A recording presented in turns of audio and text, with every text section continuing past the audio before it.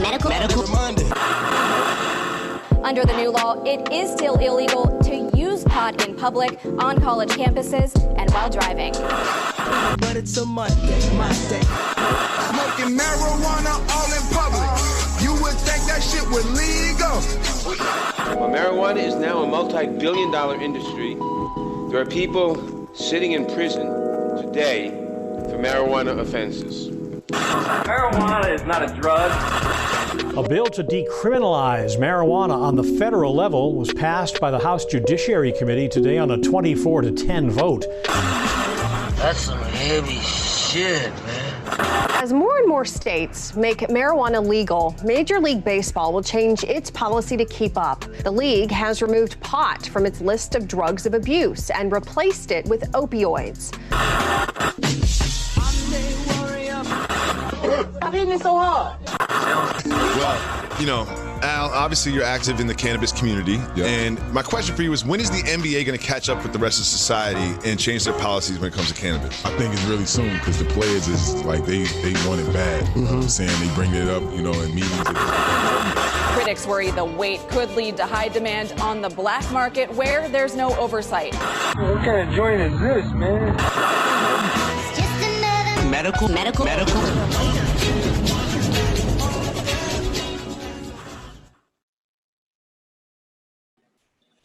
And welcome to Medical Mondays, y'all. This is the host with the most THC in his motherfucking bloodstream, BERG. And of course, I got my right-hand man, my compadre, my co-host with me, Ed Rocho. What up, though? And tonight we got a special guest with us from Baltimore. Lord Baltimore. What's happening, fam? Thank you for having me. For sure. And then we got Rick Thompson up in this bitch, as well as C Murder. And, I'm looking good. Colin's looking better. Check him out, man. All in black. Smart as fuck today. Got that ninja shit. Oh, look at that. He's representing. I got a haircut last week. That's what's different about me. Oh shit! You cut your porn stash too, man. I seen that you DJing earlier, man. That's live. Everybody kept thinking I was a young Rick Thompson, so I just had to. You ride that. As long as that's your reputation, you go for it, man. That'll get you places. Promise. All right, before we get into anything else, I want to give a huge shout out to all of our sponsors. Who are they, Bert? Who are all of our sponsors? Of course. Wait, you guys are getting paid for this? Oh, I mean, I ain't discussing that right now. Honeybee Extractions, Native Made 313, Ghostbuster Farms, Western Tobacco, Michigan Turk Farms, Michigan Ganja Queen, and Label My Motherfucking Bud. Boom. Whoa. Oh. Did you say Native Made 313? Yeah. I love Native Made 313. I was just over there earlier. Yeah. So, how was everybody's 4th of July weekend? Anybody almost get blown up or anything? I didn't. I went to the drive-in. I actually went to the US 23 drive-in and watched Ghostbusters from 1984. That was how I celebrated the 4th of July. It was fucking awesome. Nah, that sounds awesome, man. I haven't been in a long time, you know. It was just a cool. And then the movie started and people have been doing fireworks in the theater, but then in the neighborhood surrounding the theater, I could see them all over the place. People were getting into the 4th, man. Even though there wasn't organized fireworks in the area, people were still rocking it out. Oh yeah, I mean the same thing around here. Everybody it was crazy, and all around the same time. It was like 11 o'clock. Fucking all the fucking police started rolling up and down the fucking streets, making sure everybody stopped. Yep. But yeah, I mean. There was some pretty dope fireworks around. I think they had a buy one, get 200 free sale on fireworks actually in my area. So people were just They were going off last night. I saw one like buy one, get 5 free, like near me. I kind of felt like this year's fireworks was a result of looting. It's been crazy here in Baltimore. Every day has been like the 4th of July since like the beginning of all of the racial disparity and riots. Oh, You know, it's just fireworks. Fireworks or gunshots is a game that gets played around here a lot. No, yeah, that's Detroit. I was told a lot of the fireworks from the like shows got into like the black market, and that's probably why we saw like so many like big ones like in the neighborhoods and stuff. Oh yeah, shit was crazy. Like, yeah, I just sat on my back porch, man, and I saw a beautiful display. Yeah. You know, an M80 is like a quarter stick of dynamite, a 160 is a half stick of dynamite. I heard a couple half sticks go off, not that far from me. You have to do it in a field. That creates a lot of boom. Boom. Yeah. Trust me, I know. Right, that shit's so loud even Bird can hear it. I know. I feel like any man that's a man knows what that sound looks like from the time they're like 13, maybe even younger. I remember back in the day, one time we were fucking around with mortars, and one of my friends fucking lit a mortar and put it down a fucking, it was a fence pole, but the fence pole was bent. So it got caught in there. It went up like 3 feet and went off. It was horrible. Wow. Yeah. In my family, one of the times you knew you were a man was when you got to light the 4th of July fireworks. They would invite you over from the chairs where all the kids and the women were sitting, right? And they would say, "Hey, Rick, coming over, you want to light one off?" Man, that was a pride walk. When you walked from your chair over to where everybody was at to do the fireworks, you were like, "Fuck yeah, I'm the man." Yeah, my mom never let me do that shit. Oh yeah, Rick, I had a very similar experience. My uncle was a huge 4th of July fireworks guy, and I'll never forget the first time that I went over and got to light that shit off. That was real deal. Yeah. Where all the women and children walked up from where all the women and children were to the men.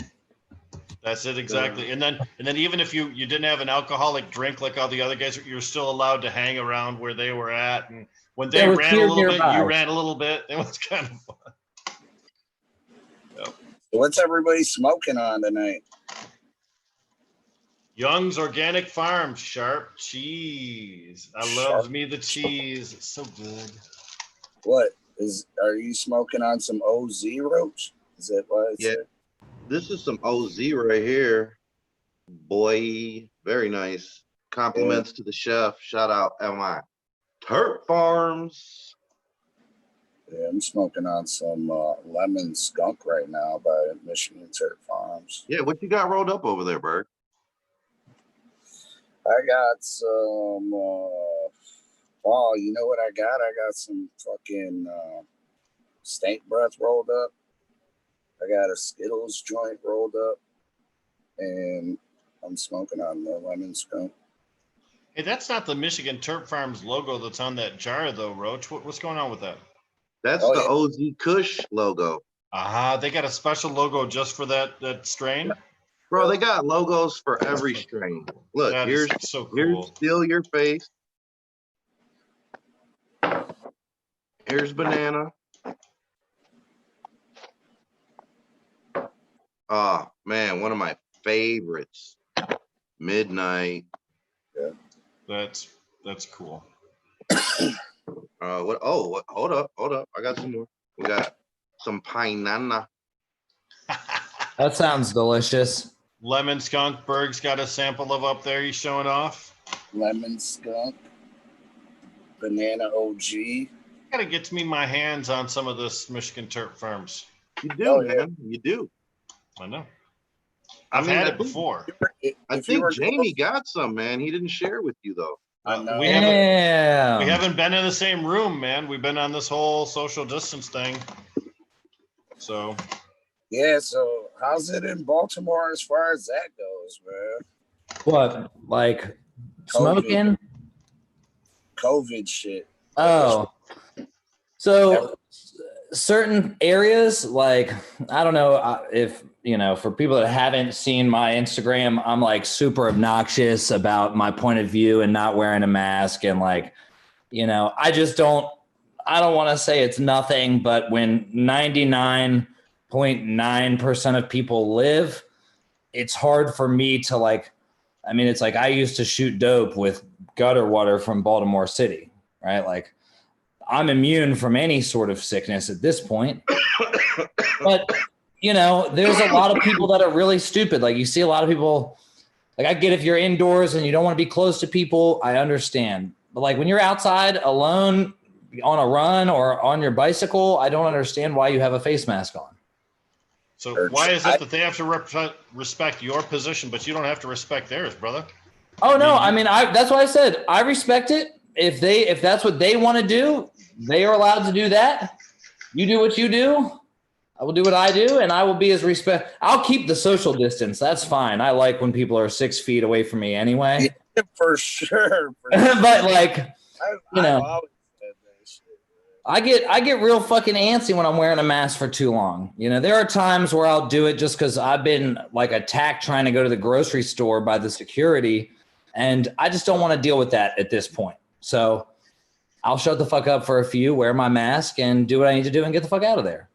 Yeah, that's exactly. You know, but if you go to like West Baltimore, like you go to anywhere where it's like the hood around here, I mean, you couldn't even tell that there was a pandemic. You know, blocks are jumping again. Like it's, I mean, nobody requires a mask in any of the stores over on that side of town. Well, you know? like I know here in Detroit, we've had a couple of incidents where people have attacked people not wearing masks. And I mean, I get that there's no other word for it. Like a guy was going into a pizza shop. Or the people who don't wear masks, or the people who don't wear masks fucking get pissed at the security guard and go and shoot the motherfucker. Well, yeah, no, but check this out. So this guy's walking in a pizzeria and a woman is walking out. The guy's not wearing a mask and the woman is. He sees her coming, so he holds the door for her. And as she walks out, she pulls her mask down and like coughs on him, like. What was the purpose of that? Because she's a cunt. I don't know any other term to call it. I know. People suck, man. I call it like I see it. Yep. I was someplace at a Lowe's with a friend of mine, and neither one of us were wearing a mask. And an Asian woman that was wearing a mask gave us the dirtiest look and said something in her native tongue to us. I don't know what it was. But I'm going to take it as disrespect. Yeah, she wasn't pleased with us at all. I just try to avoid people, you know, at all costs. Like anybody that's like trying to bother me about shit, I don't want to argue about it. You know, there's enough stuff coming out in various forms of media that's like, you know, it'll cater to both sides. I mean, the whole situation is just fucking confusing. I guess just my thought process is that, you know, I'm going to die one day. I didn't know which day. And if it's from a government disease, well, that is what it is. Well, yeah, you know, and I mean, I guess like the whole mask wearing thing and COVID in general, it kind of, you know, is attacking us in a way that people really aren't realizing, in the sense that, you know, the way our brains work and the chemistry therein, you know, when we hear these huge numbers, like we have no way of visualizing that.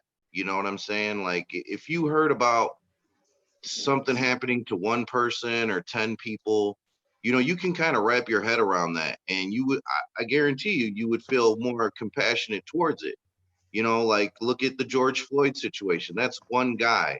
And now, you know, there's all this change, but it's been going on for years, and it's been, you know, statistically, you know, in the thousands, and people look past it. But when it's one person, like it triggers our brain. So I get how you feel, man, that it doesn't make a difference. You know, it's only going to affect 1% of the population, but like 1% of the population is a lot of fucking people, bro. For sure. And I'm not preaching to you because, like, personally, man, I don't wear a mask either. And I guess, you know, I'm trying to explain to myself why I don't, you know what I'm saying? Because, like,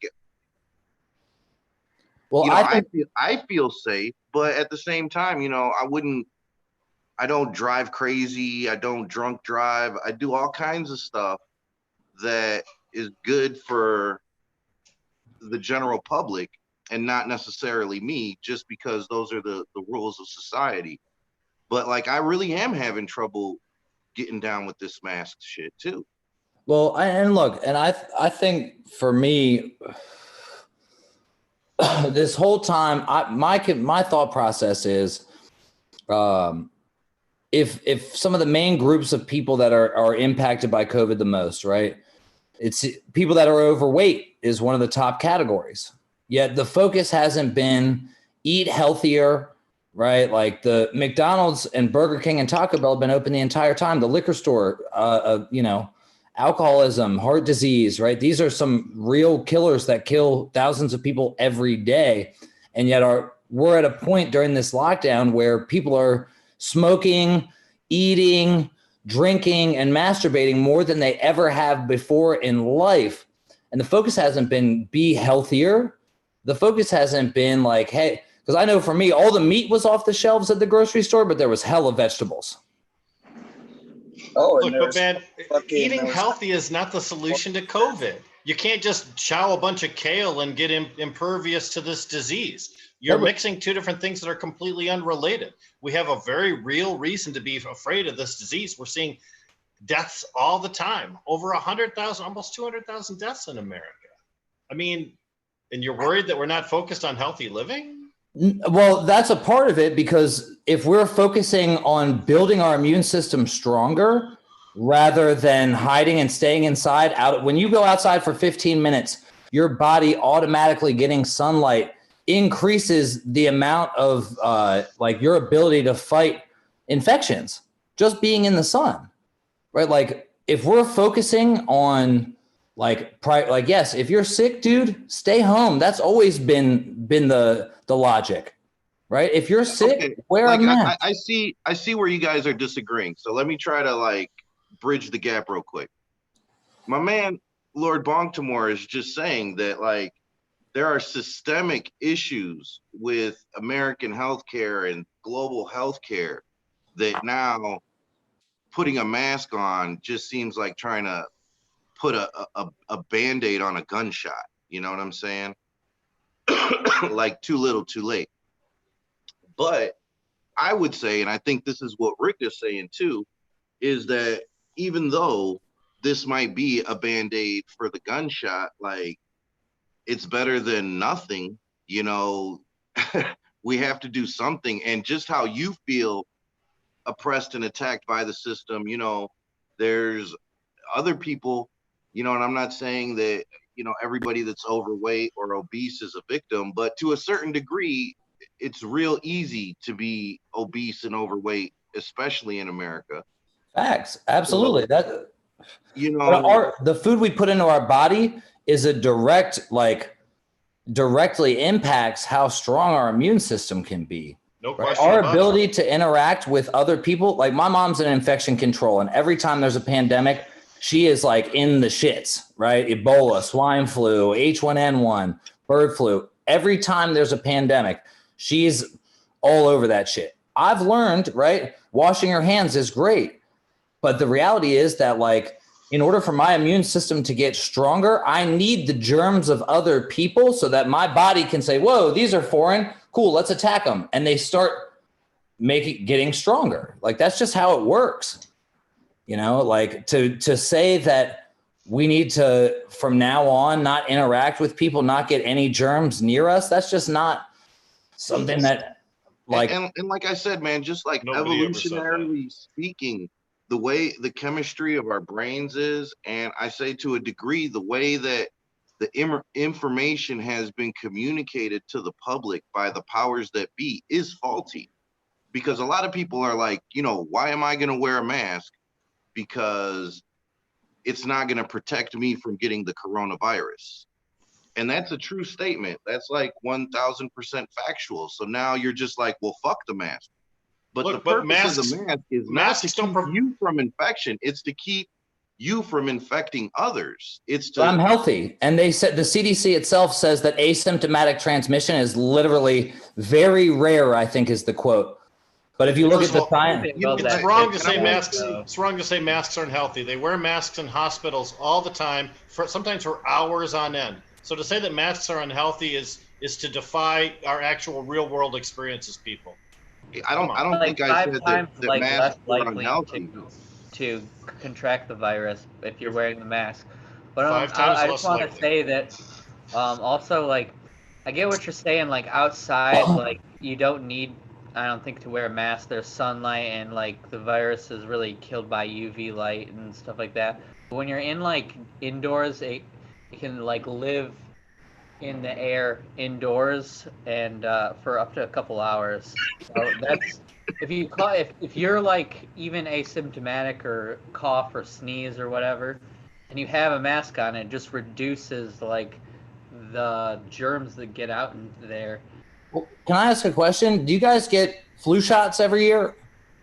No. Fuck no. I don't. Do you have plans on getting a coronavirus vaccine? Fuck no and fuck no. I don't know. Well, you see murder. I haven't decided yet. You know, I get real concerned. Look, I don't know, and I don't claim to know everything because there's so much conflicting information being presented for both sides, right? That it's like, I know for me, my go-to is just trust myself, trust what my body is telling me, trust the things that I know, like, and can hold on to what I feel is truth, right? Just based on, as you said, our real world experience, you know? And, you know, I do know that for me, I get way more stressed out when I'm wearing a mask than when not, you know? So when it's absolutely required, cool, no worries, whatever. I mean, I would just urge you to like avoid the public then, you know what I'm saying? Like, I already try to do that as much as I can anyway. I know. That's the only place I've been is like a drugstore to like fucking get essentials. And I wear a mask in there because, you know, it's like CVS. It's a drugstore. So I don't want to go in there and have some old people, you know, fucking. I just don't want to spread that shit to some old people, man. Yeah, what did you want to say, Rick? Cannabis consumers, I think it's easy for us to social distance than alcohol guys. When you're a boozer and you depend on going to the bar and you have that scene in your mind, when drinking is associated with that kind of a big type of an event, that's hard to give up. But we have been sneaking behind the barn or hanging out in the basement or confiding with our 2 or 3 really good type bros for a long time. So it wasn't that big of a difference for most of us to adopt some social distance practicing. Living without the events, that's been the hardest thing. Well, yeah, I mean, I know for me, like I go out and I'm usually vending or working at least, you know, the National Cannabis Festival here in DC, like down near DC. That got pushed back. Now I saw they just rescheduled it till next year. They're not even doing it in September like originally planned. Yeah. And I just think about how many events have gotten canceled for 420. I feel like cannabis has definitely had some impact in that sense. I do conferences. It's my business, Michigan Cannabis Business Development Group, and I do small business events specifically catering to the cannabis industry. And I do 3 or 4 a year. And I'm going to look at 0, maybe 1 this year. That's it. My business is done. Well, so, if you end up doing an event, please let me know. I might take a trip out to Michigan to come support. Awesome. That's great. Yeah. We just had a approach. Yeah, I just want to like reiterate the point. Like, I think the big problem, Rick, is that people don't understand why they need to wear the mask. I think a big part of the problem is people don't understand like how transmission works, and they're not really doing a good job of explaining, the powers that be. They're just like, hey, do this shit. And I mean, let me say that what's really making things worse is that nobody trusts the government, right? We've been lied to by the government for so many decades about the herbage, about so many other things, even when they're saying legitimate, smart shit that's wise for us to listen to, we still don't. Because we hate the government, because they lie. This is another fucking reason, and this is just another reason for them to take more fucking rights from us, bro. Fact. It's a man-made fucking disease. It's a man-made fucking disease. It has a patent. Oh yeah, it originated in fucking like Georgia. Yeah. And then shipped it over to fucking China.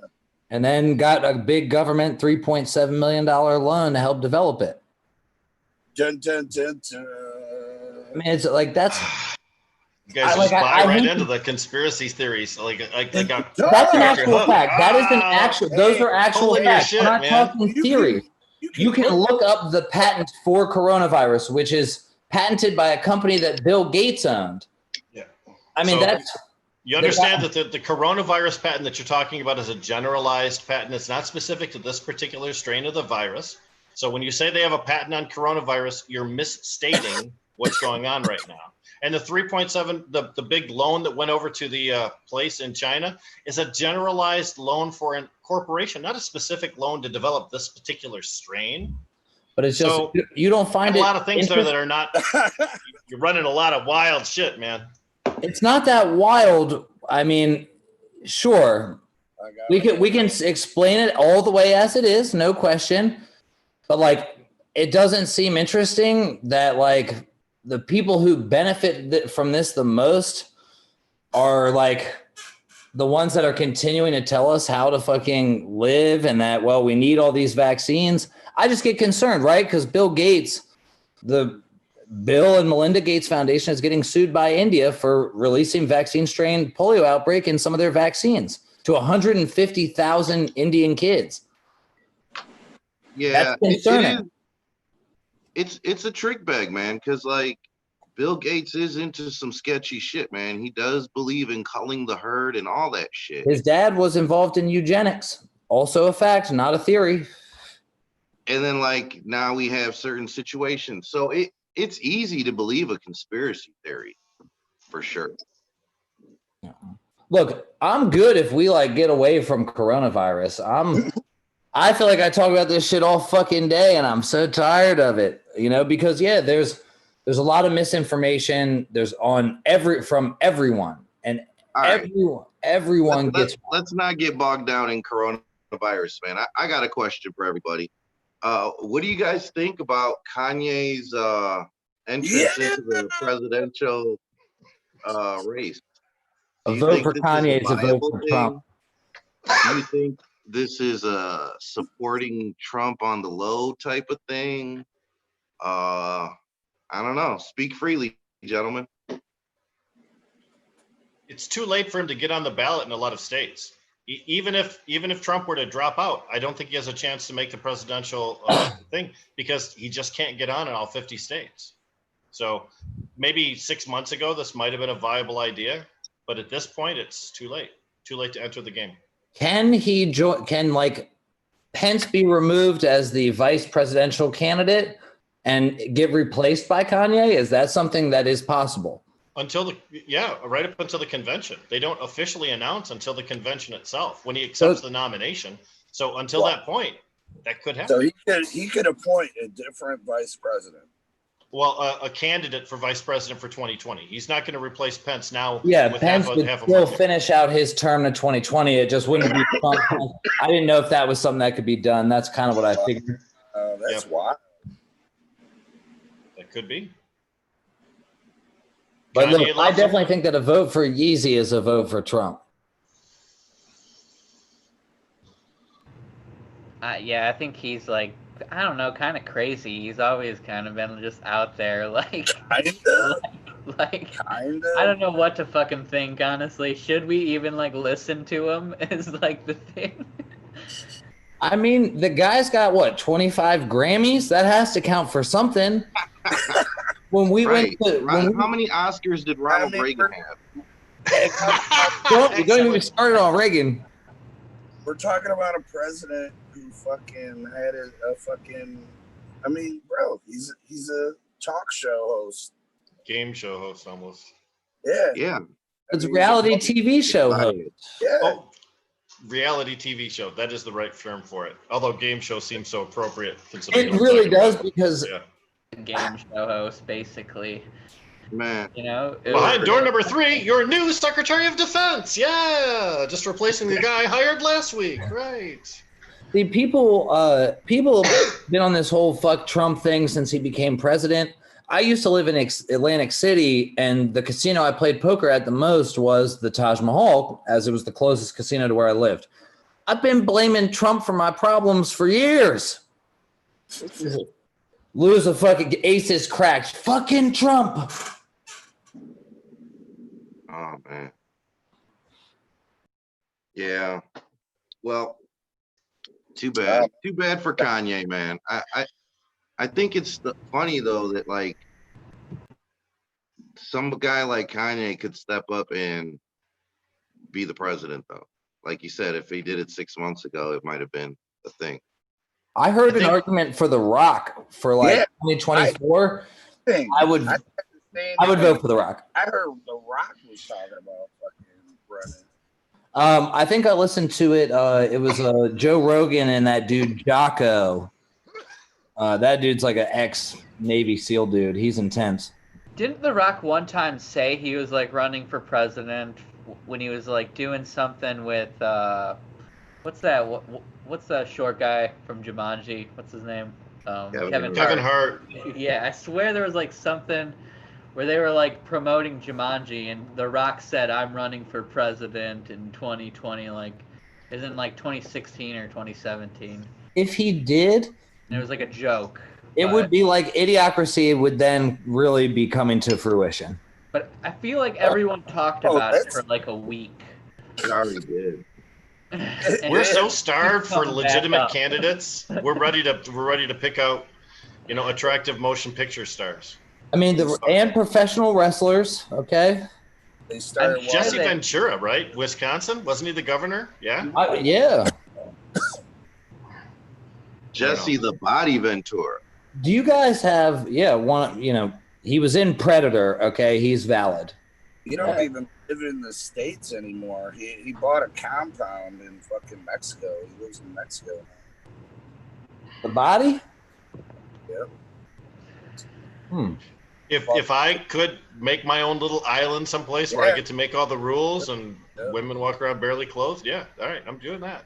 So can I ask you, are you guys looking forward to the return of baseball and basketball? I haven't even missed it personally. I am. I'm looking forward to it, and I'm a little bit of a fan of both. I used to be a big fan of basketball. Are you a Pistons Tigers guy? I used to be a big fan of basketball back in the day, but they lost me in the lockouts back in the 90s. Yep. No, I'm missing it because it adds a lot of culture to America, and I think it's a reason for us to come together. I don't care what color you are. If you're walking down the street with a Tiger shirt on and another guy's got a Tiger shirt on, you might high five, you might smile, you might go, "Nice shirt, good jersey." It's a unifier. Sports are when we're talking about the home team, and I think right now we need a unifier, in the United States. Plus, everybody hates the Yankees, so that's kind of a. I hate the Yankees. Hate them. There's a reason they got pinstripes on their fucking jerseys. Yeah, criminals. I hate the Yankees. All right, man. I got a question for Lord Bongtimore. How close to Bmore are you? Like, I live in Baltimore City. Like I bought a house here right after my first baby was born. We were pregnant with our second baby. I bought a crib here. I have.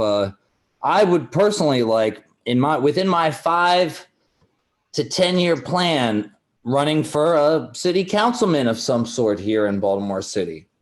Oh yeah, that'll be lit. Were you in Baltimore when Kurt Schmoke was the mayor? No. He was a real big cannabis proponent. He was very instrumental in helping establish municipal rights to their own regulations as opposed to states. So here, cannabis is dope if you're white. It's not if you're black. Right across from the courthouse, as Tyrone's coming out for a possession charge, because it's 90% black people that get cannabis charges here in Baltimore. Cindy Lou's coming out of the dispensary that is literally like door to door across the street from the courthouse. And Marilyn Mosby, our state's attorney, she's the one that fucked everything up during the Freddie Gray case and in Keith Davis Jr.'s case, which if you don't know either of those cases, you need to go look them up immediately. Undisclosed has actually a really good series on both of them.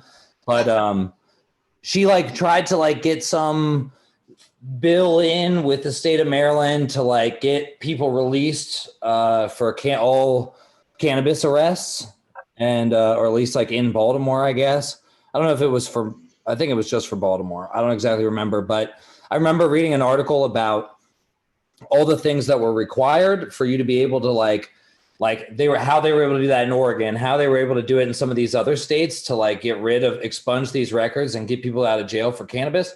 And she it almost seemed intentionally missed on a couple of the key points. And it really was just more of like a dog and pony show for like our whole commission is fucking super politically oriented, and like cannabis in general here is like very corporate. So it can be.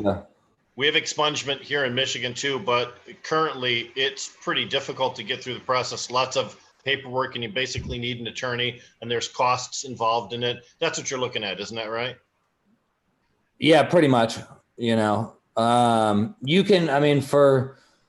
They're still really not even trying to let you expunge like guilty cannabis pleas. Like I actually just got turned down on my gun license. I'm gonna have to go. I'm pretty much gonna have to go send a letter to the governor to like get a pardon for this charge, and it's a fucking pain in the ass, dude. They don't make it easy, And I'm a business owner in a dangerous area that carries cash, right? Like I got carjacked at gunpoint at the beginning of the year, right? Like shit happens here, right? Like I've had countless cars broken into, right? It's Baltimore. You see shit, right? But we just have to find a way to keep it fucking pushing.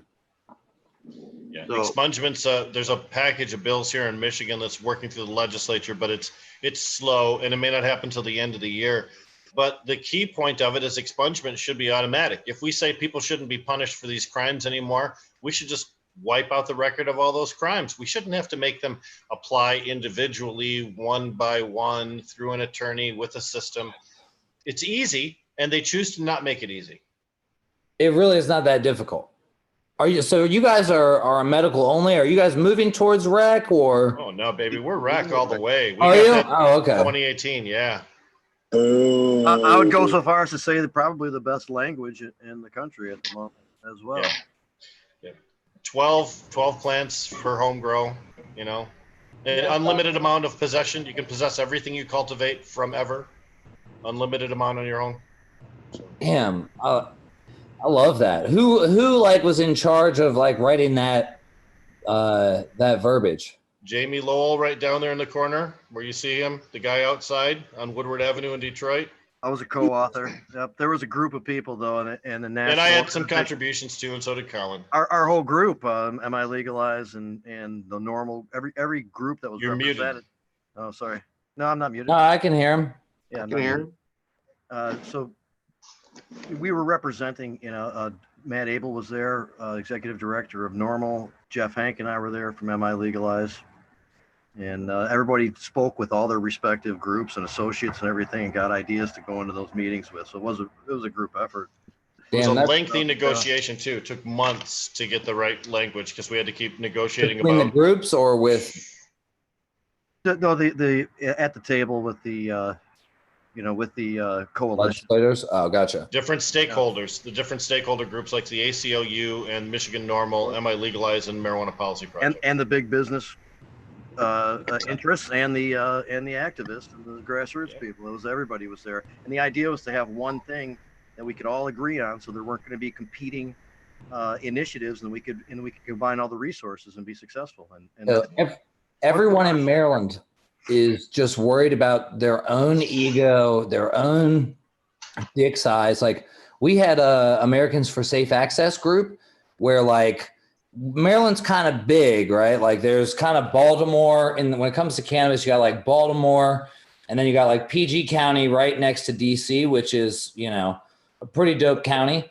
And that's where like, it's like your Southern Maryland over here, and then your Northern Maryland over here. And it's so divided, like ASA couldn't even be one group for the whole state. They had to split it into two groups, right? Like Normal is doing their own thing. Like everybody is just focused on trying to get different bills passed, and they all just want to be on the internet like, I was out here helping. So your state is right where we were at about 2012, 2013. When we got legalization in 2018 was our third try at it. So the first two tries really unified some state leadership. And if we hadn't had those first two efforts, our 2018 effort would have been useless. In 2016, we collected 350,000 signatures, but were kept off of the ballot because of a technicality.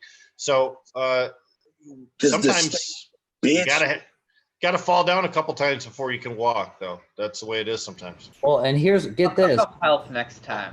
We'll figure it all out.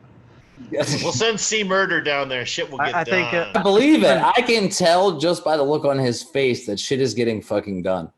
Oh, bro. No. I think even Berg and Roach would have liked the 2016 language.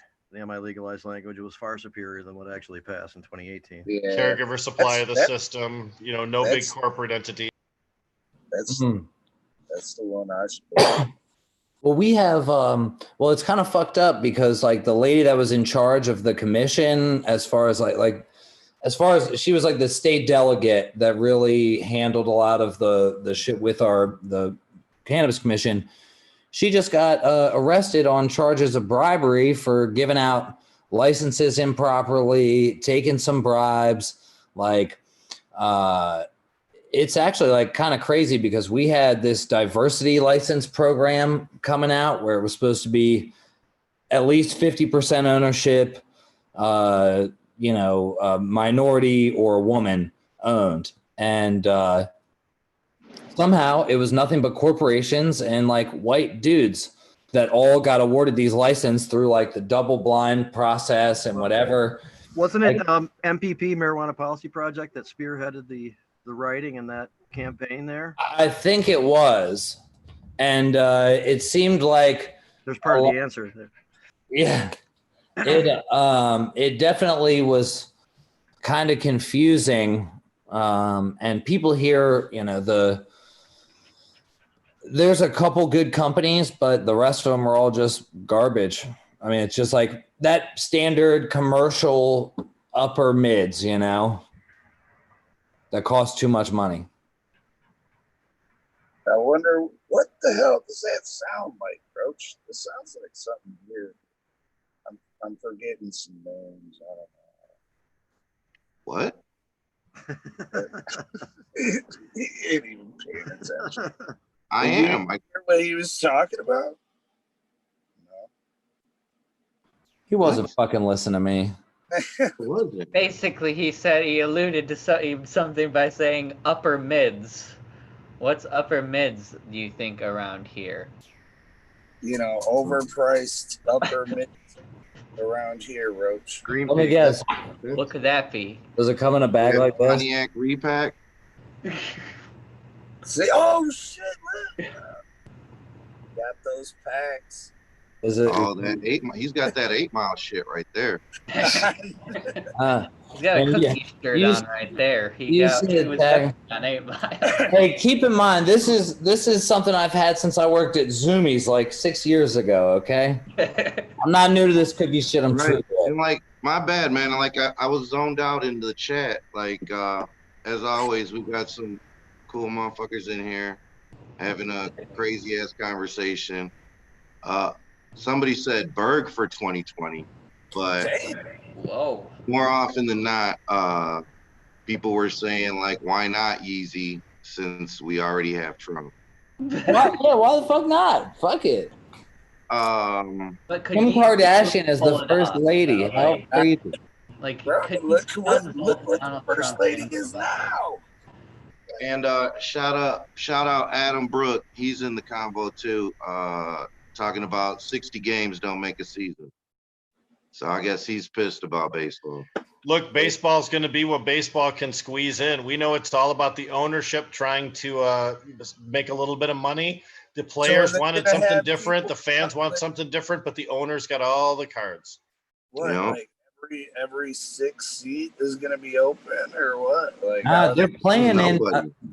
I think they're. I don't even know if they're playing in each other's stadiums. I think they're playing in like one stadium. If they do play in their own stadiums, there's definitely not going to be allowed to have any fans. They were trying to like get players to take pay cuts because they weren't going to be able to be making all like the concession money and shit. Wow. Well, I know one Detroit Tiger and several other ball players recently tested positive for COVID. So I think that sets back at least some of those locker rooms where, training facilities have to be sterilized and everything else now before they allow the players back in. It's going to be a rocky season. I'm glad I'm not one of the people trying to make these decisions. The logistical end. But hey, one monkey don't stop the show.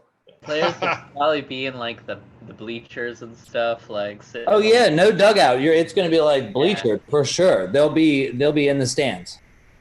That's crazy. See, I knew you're an intelligent dude, C Murder. You get things done. He's coming to your town. He's bringing legalization with him. Watch out. C Murder. Yeah, what's about Murder's the enforcer, man. C Murder's like, I'll talk to you later about numbers. Yeah. I like. Each state in America has gone through a different process to get where they've at, whether it's medical, whether it's legalization, or whether it's no motherfucking thing at all. And we've seen a couple states that have, sort of taken a step back, like Montana and some of the others. If you don't have a strong program, if your people aren't behind it, it's difficult to have long-term support. I really prefer the petition method. When people sign their name on a petition, that's a guaranteed vote when it comes time to vote in November. People get emotionally involved with it once they sign a petition. Once they get a bumper sticker in their hand, now they're an advocate. I like that way better than negotiating with stick up the ass legislators and trying to compromise with the other party about what the difference is between having a smoking lounge and having no public consumption at all, right? So. Well, and the legislators, you still have to even convince them that this is a medicine. They still don't even get that. We were fortunate in Michigan. Jamie knows. I know he's trying to get in here, but in Michigan we had 10 years of a medical program. When 2018 came around, our populace had 10 years of being used to there being medical marijuana in the state. It was a lot easier for them to accept legalization on that basis. Colorado, they went medical and then they went legal so quickly. I don't think that they had as much of a buy-in from the state population. Even though they made the ballot, there were a lot of people that were super skeptical because they just didn't have the experience ours did. Well, yeah, DC has some pretty crazy policies too with like the state in which it is. Like, I don't know if you guys are familiar with Initiative 71, but it is literally one of like the most gray market things you could do. Like you're allowed to possess 2 ounces. You can gift up to 1 ounce. You can grow 6 plants.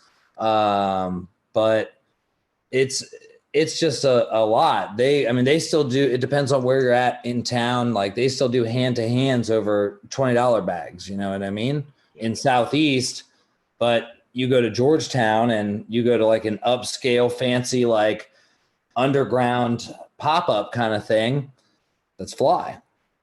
Hey, Jamie, what was the name of the group that we spoke to in DC? Jamie and I were featured at the International Cannabis Business Conference. The I DC gave a Normal presentation. He got an award. DC Normal, is that what Yeah. it was? They're still rolling, right? Aren't they, Lord Baltimore? DC Normal? There's a dude, Luke. I think he is super connected to the DC people, and he does a lot with Maryland as well. Cool. Yeah, they were super good to us. The DC Normal folks there took us from the convention site back over to their place, and they were really conflicted because there were a lot of problems with 71, with some other things too, where the district doesn't have the same ability to petition to change laws as other states do because they're a federal territory property. You know, what was cool though, kind of, and maybe Berg and Roach already know this and certainly appreciate it. That whole thing started with just the ability for people to grow for themselves. Without the commercial side of stuff. It started off with individual rights. Yeah, and it's crazy because like the political aspect for even just them having a medical program too is like crazy, and prices there are extremely high because the taxes are extremely high and they can't grow in these huge facilities within the district. There's a lot of red tape around where they can grow, how many plants. Like they just lifted the plant count shit.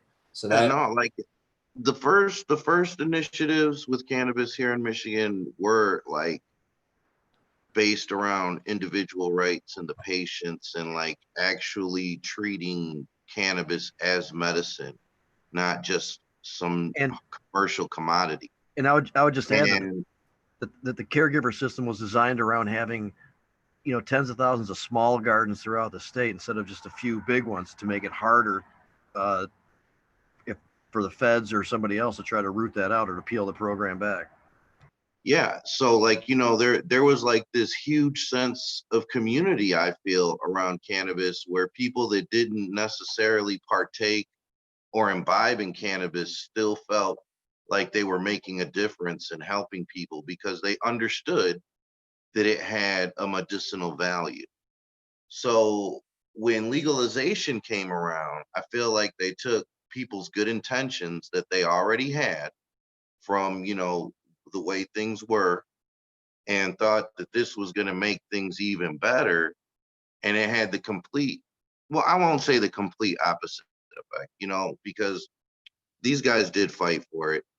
And there are some good things in there. I can't criticize it like 100%, but a lot of it, man, they got us, and we lost ground where we had it, where we already had kind of won, I felt, and then we fucked it up a little bit. It made it harder for the little guy. Everything was peeled back. Everything that had been achieved before is still there, plus this. To like help like caregivers or become like micro business owners or like what can we do?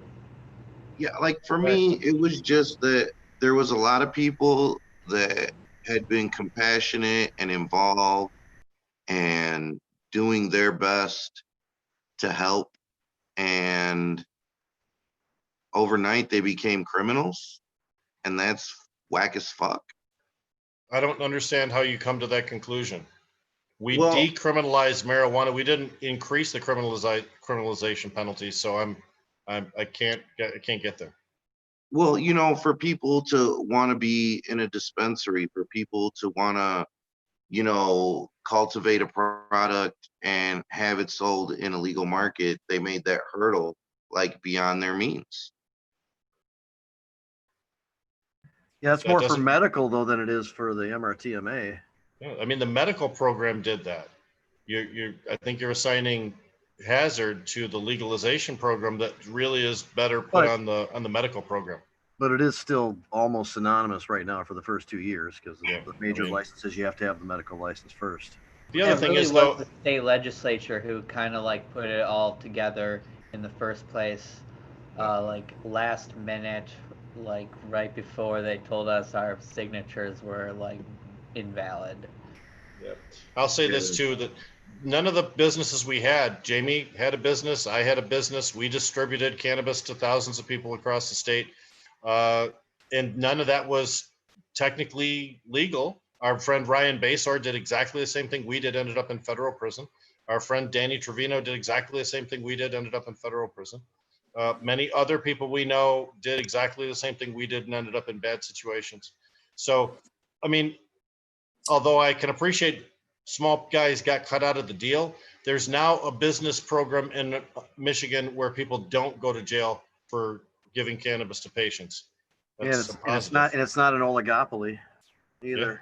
Yeah, right. I mean, for as bad as it is, man, there was shit on the table that had we not been there. Yeah, no, and I mean, I said that. I can't say that it was, you know, I guess it is a little like cheap to call it the wrong move because it was the only move we had. So I get that, and unfortunately, it is a necessary step to get where we're trying to go. You know, Abrogate came around the same time and was trying to just eliminate any, you know, prohibitions or restrictions or laws at all associated with cannabis. And everybody in MI Legalize, at least, you know, philosophically, wanted to see that happen. But at the time, and even now, that is impossible to pull off. But we hopefully will get there at some point. Abrogate was a competing ballot initiative that was circulating in 2018, which would have just immediately removed cannabis, all levels of cannabis illegality, which was never going to be supported by the citizenry. Yeah, it was a constitutional amendment. Yep, and we've seen Michigan voters shoot down constitutional amendments over and over again. Yeah. So, yep. I mean, it's totally okay to be disappointed with where we're at. I think everybody, Jamie and C Murder, myself, all of us would express disappointment at where we're at. That's for damn sure. Hey, speaking of that, tomorrow night at 7 is the Cannabis Caucus Zoom call where people are going to vie for their, you know, representing their districts and stuff like that for this. So if you guys have interest in that, that info is out there on the Facebook page. It's no charge to join the Democratic. Yeah, you have to be a member of the party, though. Yeah, but it's no charge, right? Yep. Right, no charge to join the Democratic Party, and it's free to become a member of the Cannabis Caucus. So you can participate in that Zoom meeting and then even join afterwards, I'm pretty sure. I mean, because we have to keep on working, and that's at least another level of influence in the legislature. There's so many different ways that we used to be able to push people around or at least help to get our point of view heard by the legislator. And now that's just not happening. We have a Republican-dominated House and Senate, and they're really only listening to cannabis voices that come with MMFLA and MRTMA business licenses attached. The exact problem Roach was describing, that the only people they listen to are the ones that have the cheddar, because that's what makes the world go round. And they're there in large part because of the gerrymandering. Those guys they do whatever they want and not worry about not getting reelected. So 2022, hopefully that stuff starts to change. And the Democratic Cannabis Caucus is one of the few vehicles that we have right now to be able to express what's best for consumers, not just patients, not just people in the medical program, but all consumers across the state. Man, it was a good little advertisement we just laid down there. Yeah, it's weird, but like I just kind of forgot there's something at the same time tomorrow with Jeff Irwin. He's gonna like give an update, a legislative update at Home of Medicine, and it's at the same time as that Cannabis Caucus meeting. Oh, that sucks. Jeff Irwin, or Senator Irwin's also going to be on Planet Green Trees on Thursday night at 8 o'clock talking about the expungement bills. Jim Salem has been advertising that Senator Irwin thing on the Jazz Cabbage Cafe every Tuesday for a couple weeks now. And Rick and I are going to be on a panel discussion with Senator Irwin. I want to say July 17th, maybe. Yeah, it's not that far off now. Yeah. With Washtenaw County Commissioner candidate Denise Kirchhoff. And awesome. head of Young Dems, Leah Schuyler, Rick, myself, Senator Irwin. There's more people too. I don't know who they all are though. But. Man, you guys are going to be busy. Hey, I'm starting a brand new podcast series on Wednesday of this week at 2:00. We'll be doing it's every other week. It's a business focused podcast series with Mike Brennan, who you might be familiar with, who does already does a series of broadcasts and also appears on 760 AM to do a tech update. Jamie and I have guested on his program a couple of times. I did a guest host spot on his program for about 2 months. Good guy. It's 1 hour in the middle of Wednesday afternoon, so it's not too bad. Yeah, I'm gonna make sure to check that out. I'm very interested. I love a good business podcast. You know, if there's so many resources out there nowadays, if you're really interested in the business of cannabis, there are newsletters that specifically talk about mergers and acquisitions, newsletters that talk about stock trades and what the stock market's doing, newsletters for almost any particular aspect of it, the security industry, the testing industry, magazines or newsletters for everything. So you really get information overload if you try and absorb it all. Man, shout out to Prop One. He's out there smoking on some dirty Sprite from Michigan turf bombs right now. I had Michigan has low key has some fire. It's rare that we get anything from Michigan around here. People sleep on Michigan, man. People sleep on Michigan. I think they're concerned about the water. They're all fucking worried about Cali shit. Yeah. I mean, I ain't saying Cali don't got fire, but I don't know, But it not everything in Cali is fire by a long shot. I'll tell you what, some stuff that's made its way down here is that Land of Stank. I don't know, it's hash rosin, and it is the business. What is it called? Land of Stank. I think they did some collabos with Red Rock and shit. Yeah. Oh, shit. Shut up. Well, shout out to them, man. Yeah, I sent a link to our boy Infamous. Yeah. I haven't heard He's back busy from singing. him. Yeah, he's probably in the studio. Got his phone shut off. I met him. He was at our spot, and we had a karaoke event going. I never seen a dude that looked like him sing D'Angelo better than D'Angelo. Oh, bro, he flows, man. He flows.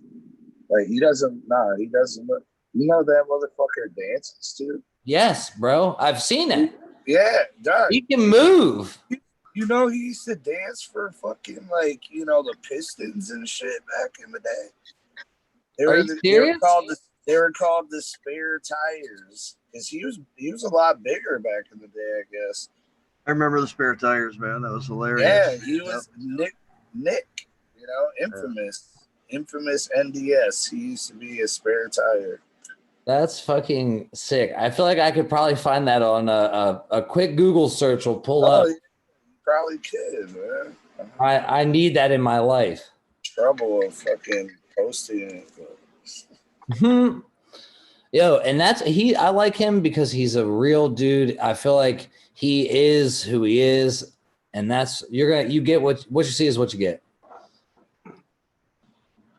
Shout out Nick Spick. For real.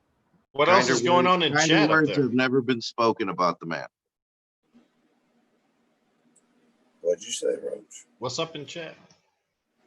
I said kinder words have never been spoken about the man. I feel like ladies love him. Oh, they do, man. He'll be posting Craigslist missed connections. Women looking for him.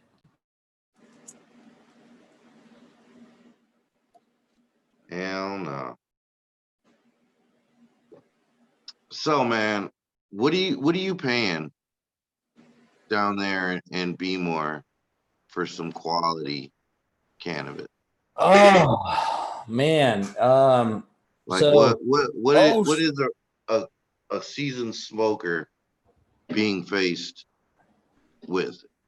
Well, you know, Baltimore, the culture of the city is, I mean, the streets here are the streets, and it is exactly what you think that would be here. Which is quite sad in a lot of aspects.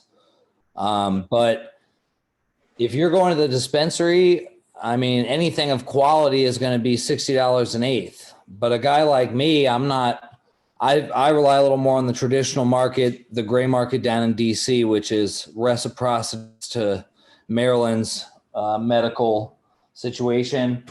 And honestly, I just went and picked up, I've been smoking on it all day, and it's absolutely wonderful. It's like some LA Kush Cake number 3. A guy I know down there grows it. He puts love and care into these plants like nobody has seen. You know, he's a good dude, but this shit is definitely running $400 an ounce. But as a seasoned smoker, right, I'm not new to this shit. I'm true to it.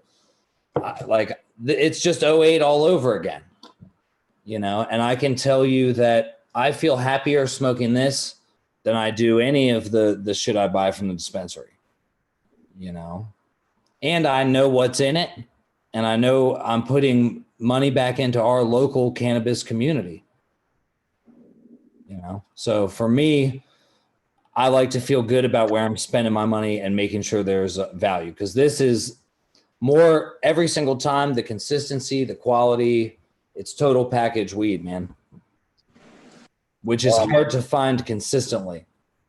Yeah, I found the video, man. I don't know if I should show it on here. Well, if you don't, I'm going to just send it to me, and then I'll post it on my Instagram later. Come on, man. Now you've teased us to Berg. Now you got to give it up. Give it up, Berg. Give it up. Hold on. That's what he gets for not coming here. Just no sound on the video on a J-Rab beat. Oh, no. Yeah, because that'll be copyrighted music for sure.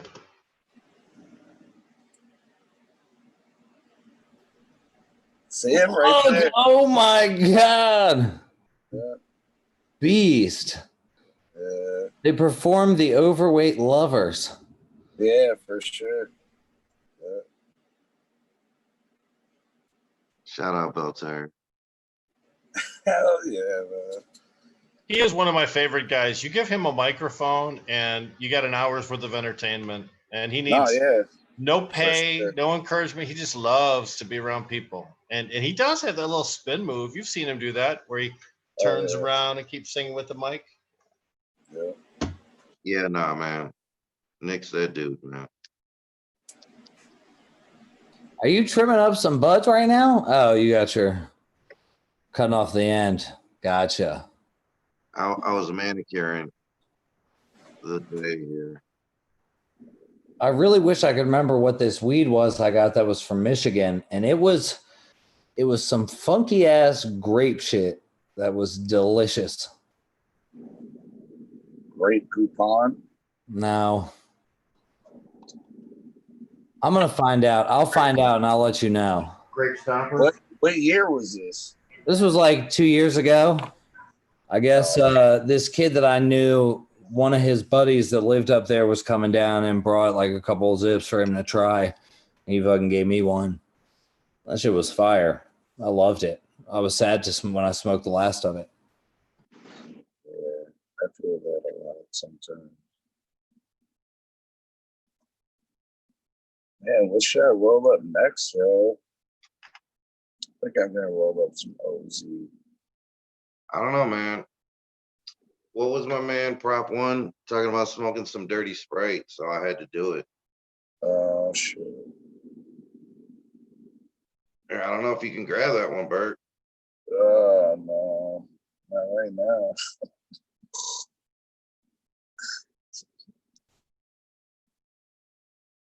Well, shit. I see hella jars in the background at Berg's spot. He be running through them. Yeah. Runs through kind like a bug through wine. That's Little Kid Rock action there. Shout out to the home team. recognize that whatsoever. What? So I saw an article in High Times talking about that our current federal cannabis laws are prohibiting us from doing the proper COVID-19 research because a lot of countries are using cannabis as part of the research for some type of cure or relief. Well, that's because I read an article. They were talking about something in the about cannabis that it does to the lungs, acts as like a blocker to where COVID can't get into it, or that's what the study is suggesting. I'm gonna look back and I'll see if I can find it. I'll forward it over to you guys. But that shit is really interesting. All the THC resin built up on our fucking lungs. Yeah, I mean, imagine like just drippy ass hashed lung and being a virus trying to get in it. You get stuck. You get the virus probably gets high off us, man. Yeah, fuck yeah, gets high and dies. That's the only recorded cannabis death. COVID-19. Yo, let me ask you a question. Detroit has a very interesting hip hop scene in the current moment. What do you guys think about TJX6? Do any of you even know him? I listen to it. It's entertaining. That's about all it's good for. Well, what was the question? Do you listen to TJX6? No. The hottest scam rapper out. I didn't even know that was a category until 2 months ago. Somebody showed me him, and it's just songs about him swiping credit cards and stealing from Walmart. A scam. There's scam rap. There's always some kind of weird little niche being created in hip hop, like every generation. Remember the Lowlifes? The Lowlifes got named from fucking stealing all the polos. They run in there. Everybody would grab the fucking whole fucking. Yeah, that's like Brownsville, Brooklyn area. Yeah. But it almost seems like Detroit though always has like these little niche, like nobody was ever thinking apply hip hop to this, and then here comes a Detroit rapper, and then he starts like a genre. Yeah, I mean, thank Eminem for white trash rap, dude. You got, Eminem, Esham, TJ, like all these guys are just like some hood dudes, but they start like nationwide trends, sometimes worldwide. Yeah, global shit. I mean, look at Kiss. Yeah, aren't they from Detroit? Kiss is New York. Yeah. I was thinking Detroit Rock City. Alice Cooper and the White Stripes. Oh, so many more, but yes, yeah. Oh yeah, that's right. Yeah. Jack White is definitely from. But more importantly, Meg White is from Detroit. Hey, I love Jack's guitar, but I like to look at Meg. Yeah, they used to live on a street called Ferdinand. Shout out Southwest Detroit and Ferdinand. Oh, well, every time the Ravens score a touchdown, they play Seven Nation Army, and we just yell "oh" over it because that's what we do with anything with it. Where we can do that. Thank you, Orioles. I just want to clear something up. Prop 1 just said, Berg and Roach, y'all got to try the OZ Kush from Michigan Turk Farms. What? Aren't you already smoking that? Sounds like good advice. That's what I'm saying. He smoked it earlier. You're smoking it now? The chat is buzzed. Everybody I was going to say, am I high? Did that happen? That's how we started off the show. Yeah. They mean you need a bunch Talk of about the whole label. We had a parade of labels, actually. We looked at all the different ones from Michigan Turp Farms. Oh, man, you must want to do it again then. All right, hold on. And I like the banana. Amy, did you change your shirt? Did you change your shirt, Jamie? I did not. No, I was outside. And Did you change your shirt? you see it? Botanical. You've been wearing a cookie shirt the whole time. Yeah. Yeah. He explained it. The whole time. He's had it for a long time. Long where time. He used to work. Rick is paying attention. I got yes. Jamie normally broadcasts outside, and then he came indoors, so it looks like a different background for him. Ah, gotcha. It's hot out there, man. Oh yeah. Jamie lives on Woodward Avenue in Detroit, and that there's no relief on Woodward Avenue. Woodward Avenue is not forgiving. Yeah, Jamie in the hood with it. Yeah, so we have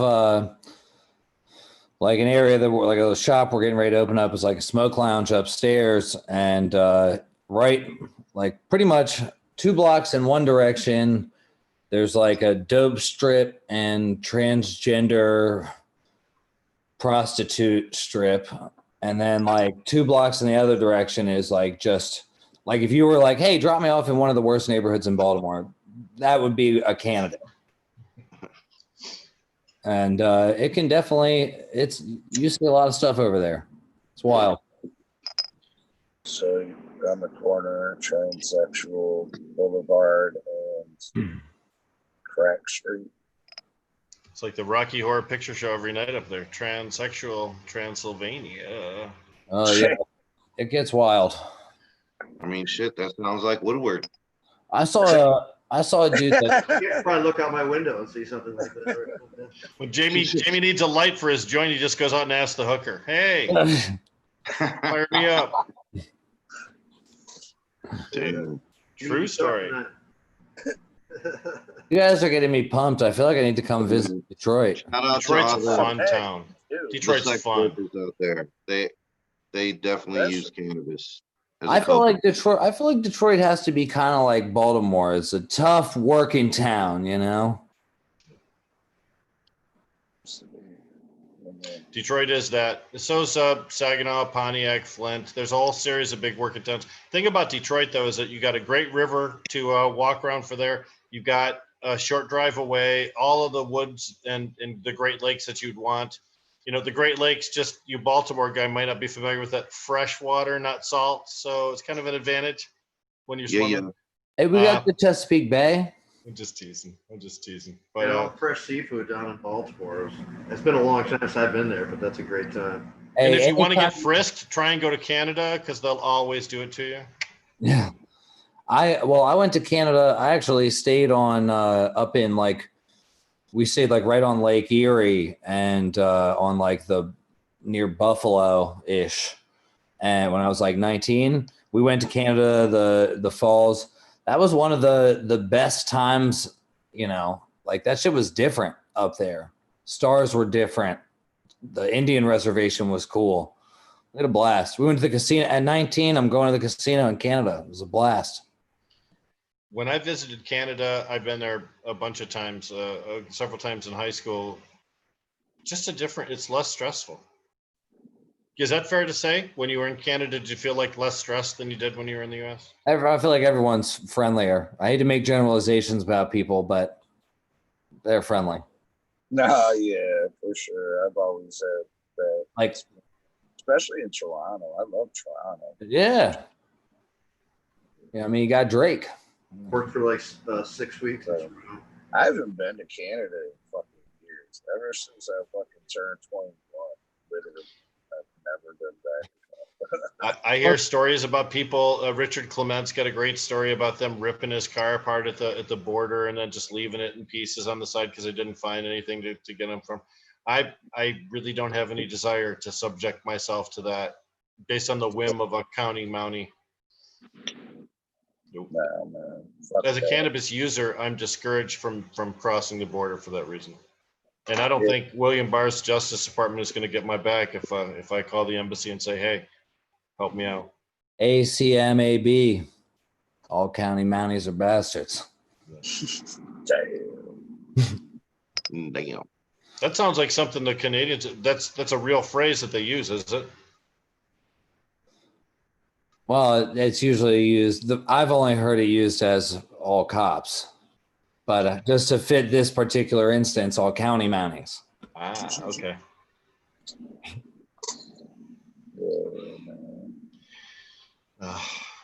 Nope.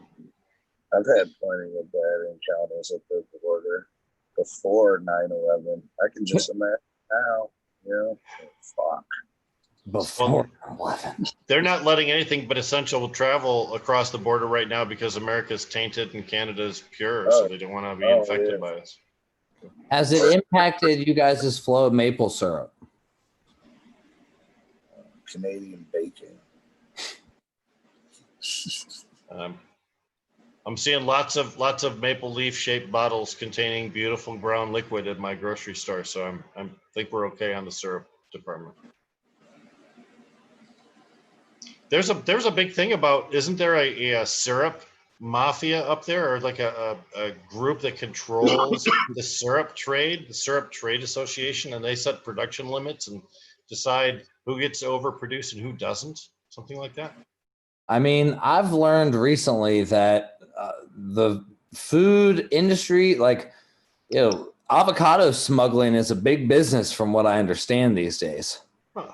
And it's like there's a lot of issues with cartel interference and illegal cartel avocados coming into the U.S.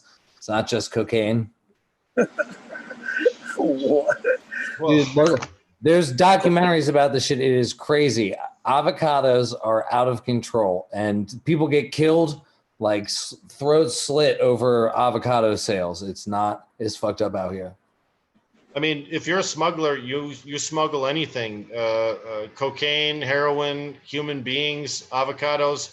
So as long as there's money in it, you're going to, and especially you've already got a network of distribution set up and transport. So, Yeah, I mean, I feel like the people that want the avocados are probably the same people that want the children, the humans. Guacamole eaters equals child predators. Okay. Damn, right? Well, and there's a different thing. Avocados are good, but the guacamole, that's a different. Taints their mind. It's like the devil's condiment. That's right. It's not the devil's weed. It's the devil's condiment. Guacamole. Ugh. Whoa. Makes those people fall in love and run off with musicians and go to casinos and spend their pension checks. That guacamole, bad stuff. Damn, guacamole. I didn't know it was that deep, man. The guac mafia. That's what you got to watch out for. Yeah. They don't fuck around. But you know what? I totally believe the story that we just talked about with avocados. I totally buy it because, I mean, I've heard crazier shit that was true. So look, I watched a documentary on Netflix. It's there. You can just Google avocado stealing and smuggling. I believe it. Yeah. Just amazing. Yeah. I've seen guys get busted smuggling avocados. I think they were inside watermelons. Are you being for real? That's like a fruit turducken almost, yeah. Right? Yeah. You know what I mean when I say turducken. Absolutely. That's a thing. Jamie's got one component of a turducken on his lap right now. I think we could, at some point, stuff something into and then stuff Sherming into something else and make a dog Duncan. Show us the dog, Jamie, so they know I'm not talking about your penis, man. There it is. See, that's what I was rocking about. Right. And he's already. Oh wait, that wasn't his penis. That's right there. There you go. Oh, okay. Baltimore is a worldly place. That's an easy mistake to make for you. It's like every guys. Popular last week, I guess. It's got a cameo on here. No, turducken. No balls. I remember when John Madden used to wear out a turkey that had 6 turkey legs on it so that he could give away 6 player awards in the NFL. That was fun, man. It was totally goofy and kind of stupid, but it was fun. I don't remember that shirt. Really? That was awesome. The Lions used to win on Thanksgiving Day. Yeah. They used to win. I don't remember that shit. It'd be Was like that before I was born? 4 Lions jerseys all holding the turkey leg. That's a highlight of the whole season. They got to eat That's turkey our legs Super with Bowl, John man. Madden and then fucked up the whole rest of the time. I was totally having a brain fart on who the Detroit football team even was. I apologize. Earlier, I wish I could. oh, we had the Tigers. I wish I could. Pistons are basketball. Who the fuck? Do they even have a football team? We oftentimes wonder that same thing ourselves. Yeah. But Matt Stafford, you know. Look, we got a lot of. Yeah, it might be a good offense this year, man. Possibly. We'll see.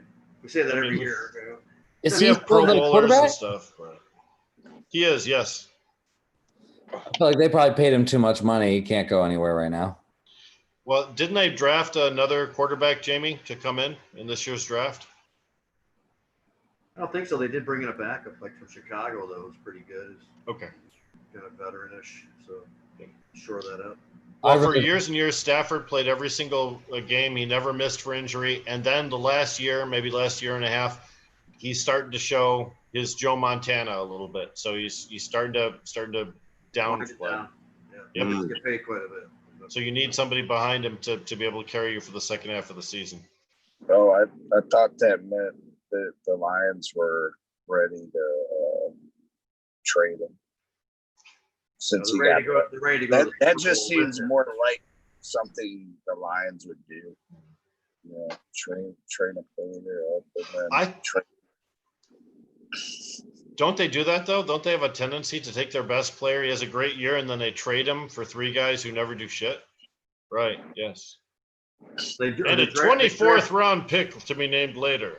That feels like what the Orioles do every year. They always draft the guy just before the guy turns into a superstar. We could have picked that guy, but we chose somebody else, and now we're really kicking ourselves in the ass for it. I love my Lions. I wear a Lions shirt. I love the team. I'm a homer all the way. I'm always going to love them no matter how badly they perform. But don't get me wrong, I'm a fucking home team. Like, you know, like I don't fucking cheer for any other team besides Detroit. You know, it's gonna be that much more satisfying when they finally pull together their Super Bowl, which might be this.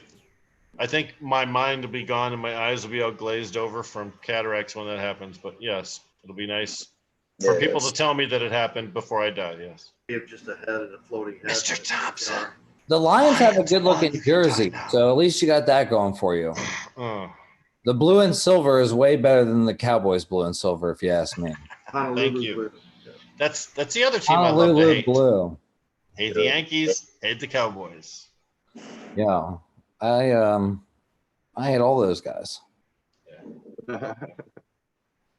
Like, there's just really, like, I don't know what it is about football, but like when it's Steeler week, it's just an extra type of hatred, you know? It just, like, you're ready to punch anybody wearing black and yellow. Wow. So, what do you guys think about all these commercial brands changing their logos and names to be more socially responsible? Like Dixie Chicks stop being Dixie Chicks and other things like that? Yeah, well, even Dixie Cups recently announced that they're going to be changing their whole brand. Is it because like Dixie is like considered a racist thing? Yeah, that's kind of weird. I get look, perfect example. I don't get that or anything, and I do get, you know, companies no longer sponsoring teams like the Redskins until they change their name. You know? Dixie to me always referred to the region of the South, not necessarily a particular time period or necessarily any particular personalities. Yeah, just south of the Mason-Dixon line. I never associated it with anything negative. I wonder if these corporations are doing this proactively without anybody instigating them to do it, just so they can. Now they got to be just the chicks and just cups. Wow, that's kind of making it pretty basic, you know. Or do you like just no longer Dixie? It's just we're south of the Mason-Dixon line cups. Yeah, we're the south of the Mason-Dixon line females. What do you think they should do about the General League? Teacups. Oh man. I mean, how do you change something as iconic as the General Lee? And I'm like not one of these guys who's like, well, it's history and that's my heritage and I don't give a fuck. But I mean, the General Lee, that's something I've never thought about. How do you show, like, do you put something over it? Like, do you edit the footage? What do you do with that? Look, if you're trying to eliminate racism, you got to throw out the entire movie, 48 hours, the entire movie, another 48 hours. They're just so racist in their dialogue. Imagine though, they're gonna I totally see them doing it, going through and like fucking going over and fucking painting over the fucking flag. The only reason I say for reruns. The only reason I say anything about that is because it's very Orwellian. You know, it's got a hella 1984 vibes. Certainly, we can overcorrect, right? I mean, there's a way in which you can try and address grievances that are legitimately aired, but sometimes the pendulum swings too far to one direction. I think what we're seeing now is the pendulum swinging too far in one direction. It's an overcorrection. I think maybe we should remove the names of Confederate generals from our military bases. I don't think that's a position of honor. You don't need Jefferson Davis Highway, all right? Yeah, you know, so there are certain things that probably we should celebrate in museums, but not publicly. And I think that it's a danger right now that we are concealing our racist heritage and that future generations will have a harder time understanding it because we're hiding some of the icons of that time period. I want people to be able to remember a time period that we never wish to go back to. And if you hide that from the public, then you actually help the racists, in my opinion. So I mean, I believe it belongs in like, you know, fucking maybe in museums or some shit like that. But to be having a fucking rebel flag like swinging like in a fucking like state, you know, in front of a state building, I don't believe in that shit. That's just like, it seems so ignorant to me. Well, let me ask, what do you think makes more sense? Would people of color, people considered minorities would want more? You think they would rather, you know, they go through and edit out the Confederate flag off of the General Lee in every one of those episodes? Or maybe change some policies where, you know, police aren't given the opportunity to just kneel on their neck until they die? You know? Why would it have to be those two choices? Certainly, it seems like you could get both of those and still be successful.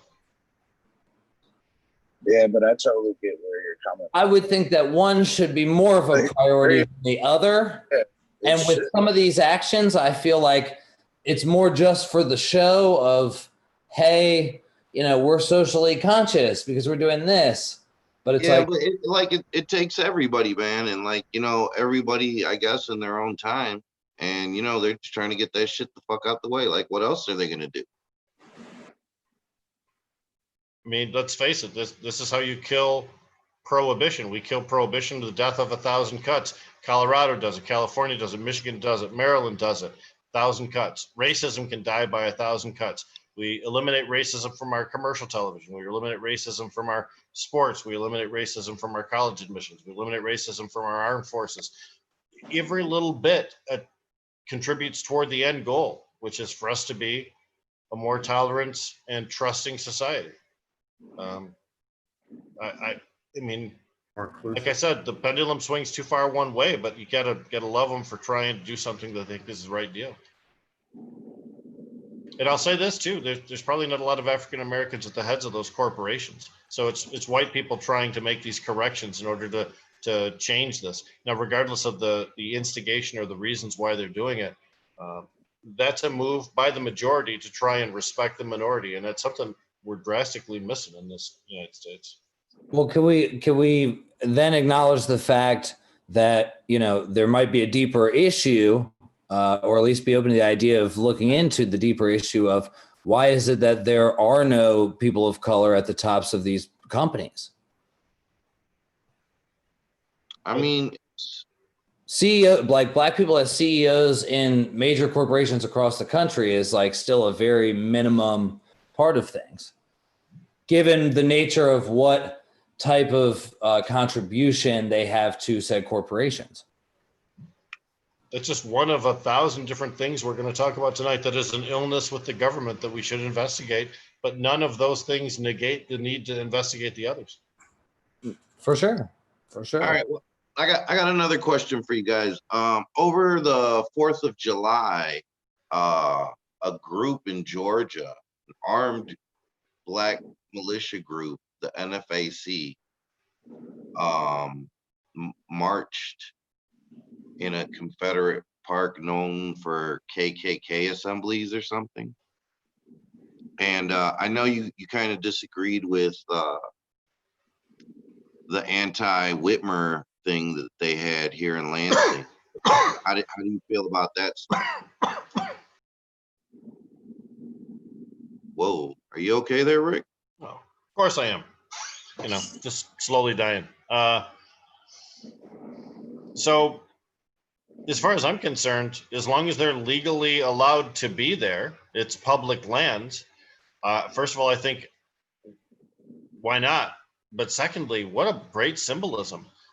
When a place that's almost a holy shrine to the white supremacists is peacefully taken over by African Americans that say, you know, here's an end to that mindset. Let's move on. Let's move beyond this. I think it's poetry, man. That's Bob Dylan right there. Yeah, I would like to see that go into 1,000 cuts mode, where we see demonstrations like that in every city. For sure. But they got to be peaceful, man. They got to be peaceful. You know, the anti-Whitmer things were, you know, it wasn't the fact that they were protesting or had an issue with what Whitmer's doing. It was the type of protest at the time is what we mainly were taking issue with. Yeah, exactly. Well, remember the first protest was just supposed to be cars that were jamming things up, right? And the organizers, that's all they wanted was a bunch of cars to jam things up. But then other groups of a conservative nature sort of adopted that event as their own. And that's when you saw the guys with the guns coming, and you saw the people with the Whitmer on a noose, dolls and stuff. Those are the people that ruined it for the original people who planned that. And the entire thing got a negative review, got negative publicity because of the actions of some of the extremists. The second time they gathered was different. The second time they gathered, the extremists clearly had the upper hand organizationally, as well as from a public relations standpoint. I thought that the concept of just the car thing was irresponsible. And I guess itself. Yeah. And I guess this NFAC thing is a response to some intimidation that had happened some days earlier to some female protesters by some, you know, undisclosed members. But it seemed like they came ready for business. I'm glad that it was peaceful. Here's what I know is that although everybody has the right to the Second Amendment, people treat an African-American person carrying a gun differently than they treat a white person carrying a gun on the street. Yep. Absolutely. To say that doesn't happen would be to lose credibility at this point. No, so when African-Americans... Straight up, it's more likely for a black man to get fucking shot holding a phone than a white man holding a gun.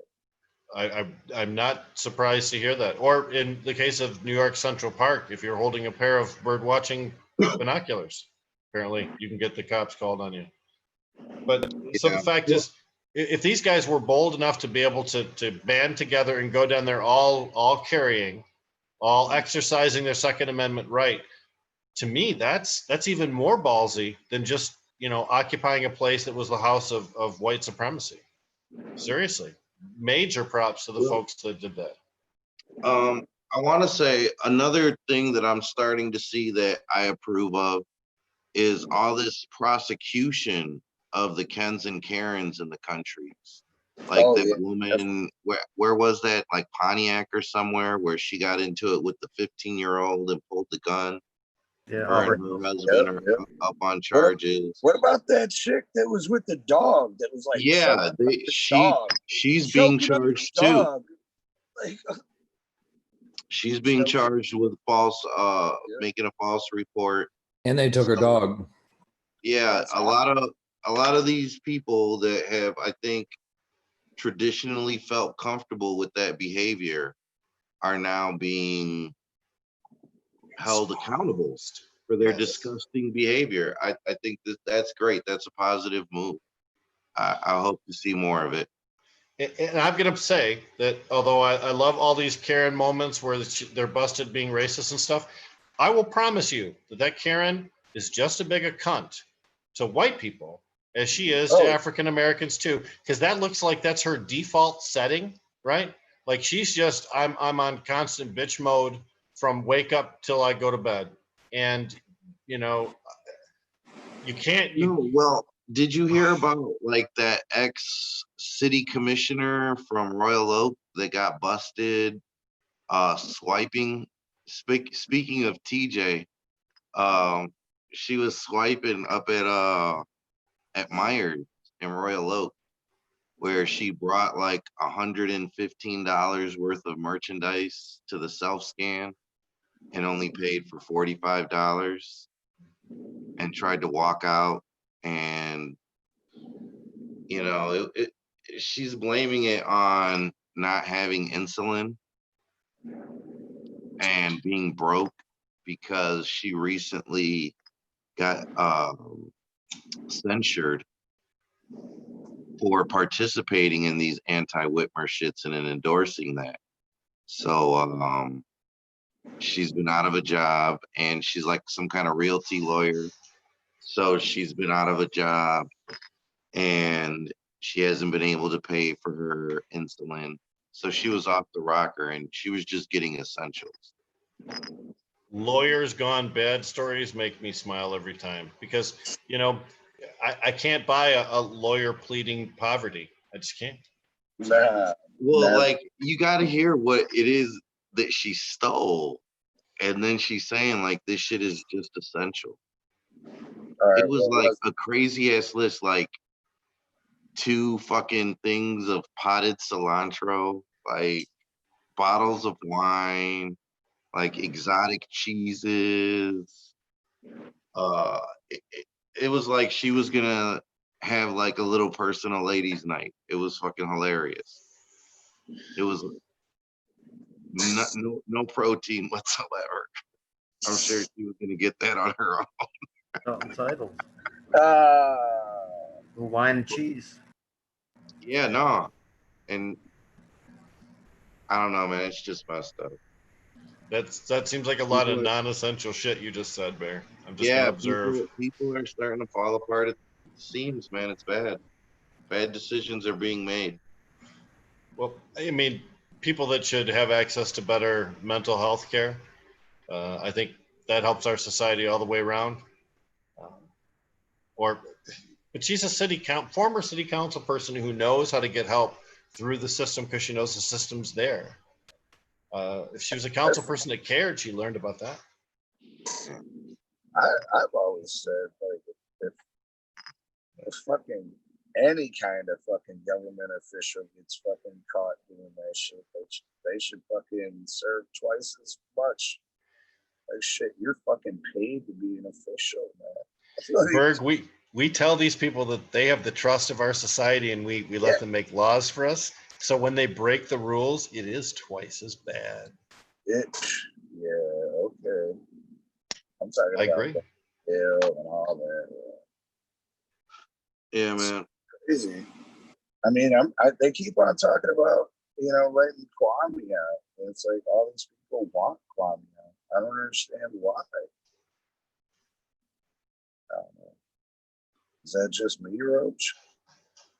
What do you think?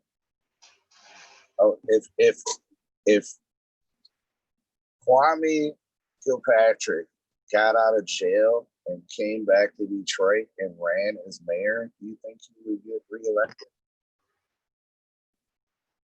Not now. Before, yeah. Before, yeah, but not now. Before when, though? Before this whole George Floyd thing. Yeah. Well, yeah. I mean, Duggan's in that bitch now. You don't think he'd win against Duggan? I don't know. I man. think we might be able to win against Duggan. Hell yeah. Hell The yeah. majority of I think he would fucking win, bro. That's just me.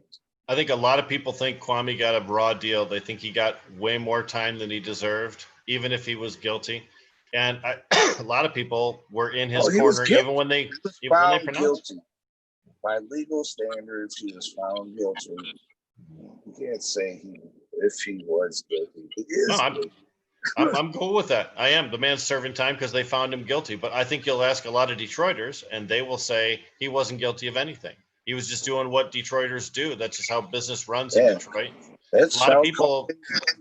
Yeah. I mean, Roach, am I right? A lot of people thought that Kwame should never have been charged or prosecuted, right? Yeah, and I mean, and it's the same people that complain about the quality of the city, man. And it goes hand in hand. Like if we're buying him a fucking Escalade and paying for strippers to get their murders covered up, then like, yeah, our city's probably gonna look like shit. Yeah. Perfect example here in the DC. You have Marion Barry. You know, got caught with a hooker smoking crack. And then DC voted him back in years later. Yeah. I found that Forbes article about the lung inflammation and the COVID-19. All right. It came out today. Oh, that's new. I haven't heard that one. What does it say? What does it say, C Murder? Enlighten us. Give us some key takeaways, buddy. Let's see. It's talking about CBD might help treat the dangerous lung inflammation. So it doesn't say anything about THC. But what it does is it reduces that cytokine activity. That's the thing that like your cells start going out of control and it starts attacking your own cells. They call it a cytokine storm. So yeah, just mainly CBD is what it's talking about. It says basically at the bottom, like the chemical THC has psychoactive properties. That's about it. You know, I don't have it in front of me or anything like that, but we had Gus Rosania, Dr. Gus Rosania from University of Michigan on, and we talked about a study briefly with him that was pointing toward cannabis helping with the virus, but it was from a respiratory angle, and it didn't just limit it to CBD or anything like that. And Dr. Rosania was saying that's just the tip of the iceberg. Any respiratory illness, isn't it? It's just COVID and stuff like that would be benefited. Yeah, it says though, like THC is known to be a powerful anti-inflammatory, but it doesn't really say anything else. So, yeah. No, I mean, a lot of people say, CBD kills your high and all of that. And I mean, to a degree, that is true. And they try to avoid it for that reason. But man, like CBD is that deal. If you can get some isolate and infuse it into like your daily stuff, you will feel better. You might not be better, but you will feel better. When we were doing raw cannabis juicing for a while, Jamie and I was experimenting with that. I felt the same way too. When you had juice on a daily, I mean, everything about your body just worked better. And THCA. Yeah. You were juicing cannabis? Yeah. Loved it. Oh yeah, man. THCA, which is similar to CBD. CBD, and THC both occupy the same receptor sites on our cells, which is why sometimes people say CBD takes your high away. What it really does is it occupies receptor sites, and THC just remains floating around in your bloodstream, waiting for a receptor site to come around. But the fact is, CBD just doesn't occupy those. It also contributes to your experience and your wellness. So while it's in those receptor sites, it's not just bumping THC out. It's also giving you love on a CBD level. So it's a good thing to have a mixture. A lot of people love that 1-to-1 mix, man. A lot of people love entourage effect. Synergy. I heard that's the best way to take CBDs. Yeah, man, you have the fullest spectrum possible, I think. Although some people do benefit, as Roach was saying, from the isolate. So you have to try out everybody has to try out different things, see what works for them. But the thing is with CBD, the effects are not as immediate and therefore not as noticeable. Sort of like a Medable, it sneaks up on you. You may notice a time later that you really feel elevated and light and happy, and you have no idea what that's related to. Well, it's the CBD isolate you took 45 minutes ago. Sometimes it takes a while for CBD medicines to really make their effects apparent.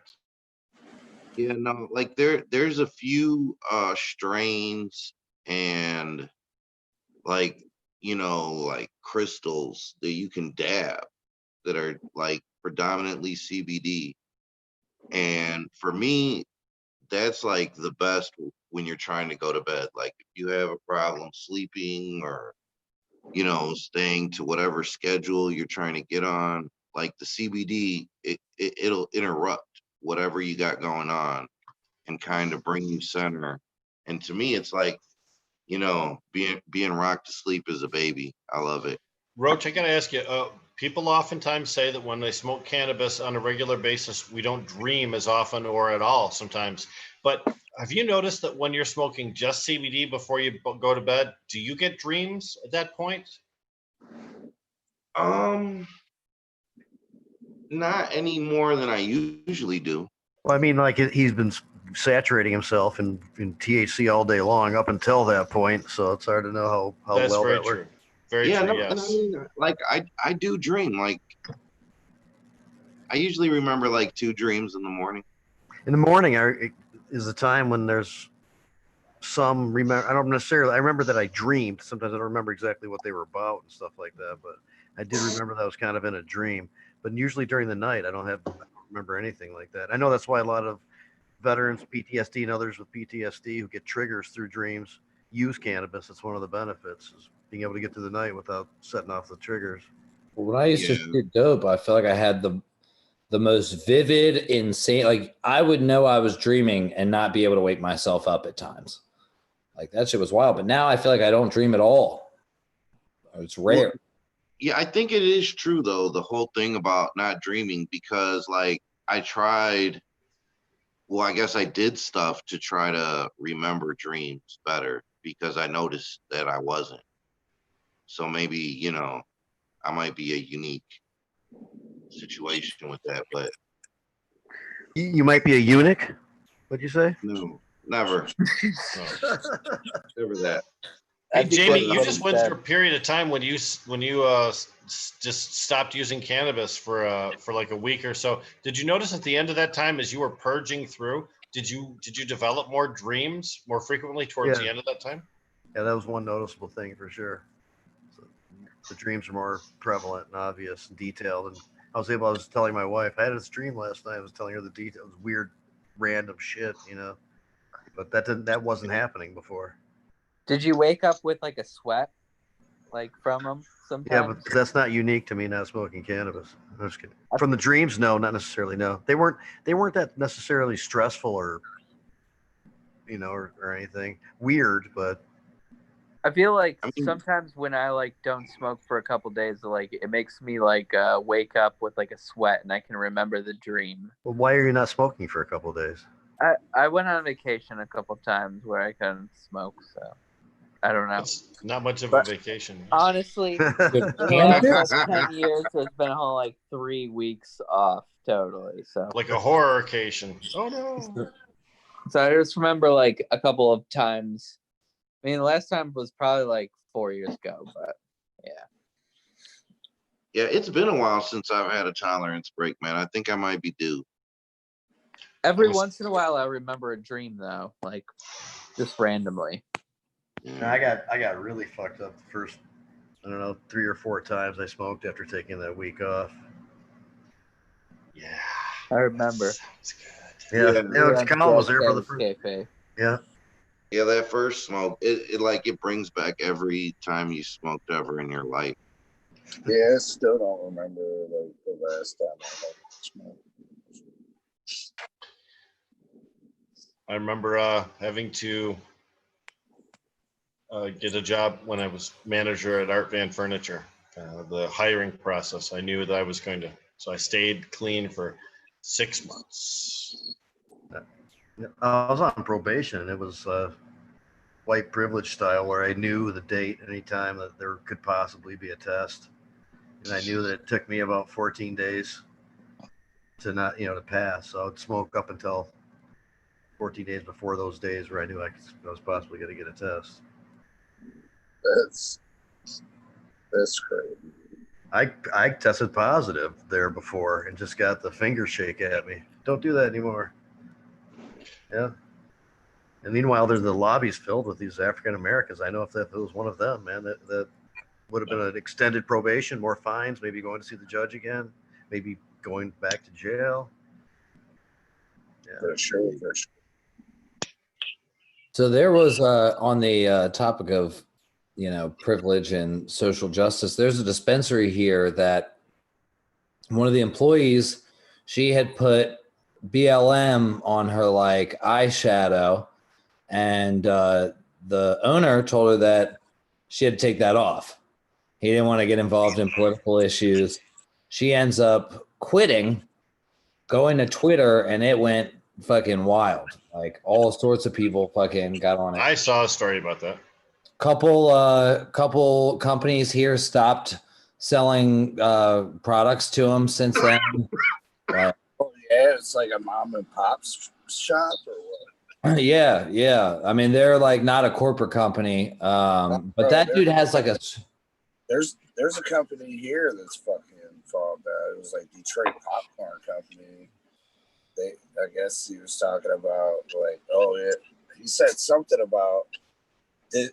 That's one of the reasons why that their necks get nailed on or some shit like that. And it's fucking business is taking a shit. They're not even. Yeah, I think Sounds like a bad move. They wonder why their neck needs a knee. Yeah, some shit like that. Even the BLM thing, big deal. I mean, that's like supporting a movement that. Yeah. Well, also, their security is a company that's like all ex-police, and they straight up wear Blue Lives Matter Punisher t-shirts all the time. And it's kind of hard for you to not want to get involved in a political issue when your whole company and business is literally a political issue. Well, I don't know. I think that these are the processes by which we weed out bad persons in the business community. But the thing is, oftentimes these issues come and they go. We got something else that's amazingly terrible that occupies our attention 24 hours later. So then all of a sudden, what we really hated about Walmart, we forget. And then we end up back in that store and we're like, didn't I not like Walmart? I can't remember why, but fuck, I need that shirt, right? So, our outrage lasts as long as our attention span. And that's about it. Unfortunately. Yeah. In the 80s, there was a push to divestiture, which was trying to get South Africa and businesses in America to stop doing business with South Africa to bring about the end of apartheid. I was very happy to be involved in Michigan activities around that. And that was something that people committed to. I will never buy a General Motors product until you take your factories out of South Africa. I will never buy a General Mills cereal again until you divest from South Africa. And it worked. And the musicians said they were not going to play Sun City. Exactly right. Van Zandt, all the rest of those guys. So the fact is that worked because we had a durable and enduring memory at that time, and we would make our promise stick. I don't think a lot of people fear some of these consumer group promises of boycott anymore. We've heard it so much and it just never materializes. Yeah, agreed. We definitely have to speak with our wallets. That is the way to control this. Amen. The only thing they respect. The only thing they respect. But man, Thank you to everybody for coming on the show. Before we go, I'd like to give a big shout out to all our sponsors. We got Honeybee Extractions, Native Made 313, Ghostbuster Farms, Western Tobacco, Michigan Turf Farms, Label My Bud, and Michigan Ganja Queen. Boom. And tomorrow, you got Jazz Cabbage Cafe with Rick and Jamie and Colin. What are you guys talking about tomorrow? We have another candidate for a State House Representative seat from the District 4 out of Detroit, Tawana Simpson. Where is District 4? It includes Hamtramck area and some other shit. I'm not sure exactly all that. Like It's the Russ area, isn't it? I got to get on there. We got to talk. Oh, I think it is. I think District 4 does include Russell. Everything east of the 75. Yeah. All right, but Shout out to Lord Baltimore for joining us tonight. Hey, thank you for having me. I really, really appreciate it. Good deal. Sure. Yeah, man. Thanks for giving us the perspective. Oh man, I really appreciated sitting back and listening to you guys, hearing a little bit more about Michigan culture, the Michigan cannabis community, and honestly, I'm pumped. I'm coming to fucking Detroit. Awesome. You will have a good time. It's a great city. And anytime you guys are down here, I'll take you to the best crab cake spot around. I'll help you get the fire. You already know. Just let me know you're coming to Be-More, and I got you. Okay, wait. Before you go, man, can you explain to me what that do and to and you thing is in Be-More? Oh man, I don't think it's an explainable thing. You know, I mean, Baltimore has always had its own accent, and it's for both ends of the cultural spectrum here has their own very Baltimore just things. And while the ooze are not the most traditional, beautiful, it's not like a beautiful love language per se, but it is its beautiful thing in its own right. And we love it and we're proud of it here in Baltimore. Is there a name for it? No, it just is. All right. They also say hot dogs. Hot dogs. Like not dog, Doug. Hot dogs. Like I think it would be spelled D-U-G-S. Hot dogs, or maybe Doug D-O-U-G-S. But they're speaking about a glizzy, a Frank. You know, a Frankfurter. Yes, a hot dog. All right, man. You got to come back on. Yes, please. Sometime. Let me know anytime. Shoot me an invite. I'm gonna do what I can. I love it. I'm in. I'm loving this whole format. The whole squad. It seems like you guys are doing the damn thing. Yeah, that's what's up, man. Everybody go follow everybody else's Instagram and Facebook and all of that. Show the love and check in with us next week, man. I don't even want to say, man, but it's gonna be lit. Some hometown love. Lit. All right, y'all. Tune in next week, Medical Mondays. Shout out to everybody in the chat. Yeah, you know who you are. There's so many people in here right now. But yeah, everybody. Tune into IG. Follow us. All that shit. All right, y'all. More giveaways coming.